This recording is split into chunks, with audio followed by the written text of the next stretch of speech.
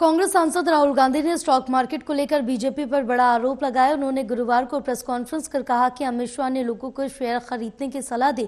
इसके बाद तत्कालीन प्रधानमंत्री नरेंद्र मोदी ने भी स्टॉक मार्केट में तेजी आने की बात कहते हुए लोगों को शेयर खरीदने की सलाह दी। फिर निर्मला सीतारमण ने भी ऐसी बात कही। राहुल ने कहा कि एग्जिट पोल के बाद अगले दिन शेयर बाजार में सारे रिकॉर्ड तोड़ दिए, लेकिन अगले ही दिन 4 जून को नतीजे वाले दिन शेयर मार्केट खटाक से अंडरग्राउंड में चला गया। उन्होंने कहा कि मार्केट में गिरावट से 30 लाख करोड़ रुपए का नुकसान हुआ। ये पैसा 5 करोड़ रिटेल इन्वेस्टर्स का था। उन्होंने इस पूरे मामले की जेपीसी से जांच कराने की मांग की। इससे पहले भी राहुल गांधी कई मामलों की जांच के लिए जेपीसी की मांग कर चुके। पर ये जेपीसी होती क्या है? दरअसल संसद को एक ऐसी एजेंसी की जरूरत होती है जिस पर पूरे सदन को भरोसा है। इसके लिए संसद की समितियां होती हैं। इन समितियों में संसद के सदस्य होते हैं। किसी बिल या फिर किसी सरकारी गतिविधियों में वित्तीय अनियमितताओं के मामले की जांच के लिए जेपीसी का गठन किया जाता है। इसकी जरूरत इसलिए होती है क्योंकि संसद के पास बहुत सारा काम होता है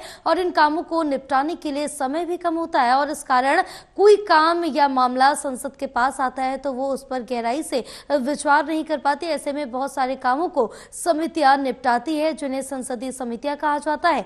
ज्वाइंट पार्लियामेंट्री कमेटी यानी संयुक्त संसदीय समिति भी इसी मकसद से गठित की जाती है। इसे संयुक्त संसदीय समिति इसलिए कहा जाता है क्योंकि इसमें दोनों सदनों, लोकसभा और राज्यसभा के सदस्य होते हैं और संसद की ओर से जेपीसी का गठन किया जाता है और कुछ पॉइंट्स भी बताए जाते हैं जिनकी जांच की जाती है। जेपीसी की जांच में अलग अलग सहयोगियों, विशेषज्ञों और इच्छुक समूहों को आमंत्रित भी किया जाता है। तकनीकी सलाह के लिए तकनीकी विशेषज्ञों पर भी नियुक्त किया जाता है। इसके अलावा कुछ मुद्दों पर आम जनता से भी सलाह ली जाती है। इसके काम करने का पूरा सिस्टम गोपनीय रखा जाता है, लेकिन इसके अध्यक्ष समय समय पर मीडिया को जानकारी देते रहते हैं। जनहित से जुड़े मुद्दों को छोड़कर बाकी सभी मामलों की रिपोर्ट को भी गोपनीय रखा जाता है। इसके अलावा किसी रिपोर्ट को सार्वजनिक करने या न करने का अंतिम फैसला सरकार के ऊपर रहता है। एक बार जांच रिपोर्ट संसद में पेश हो जाने के बाद एजेंसी का अस्तित्व खत्म हो जाता है।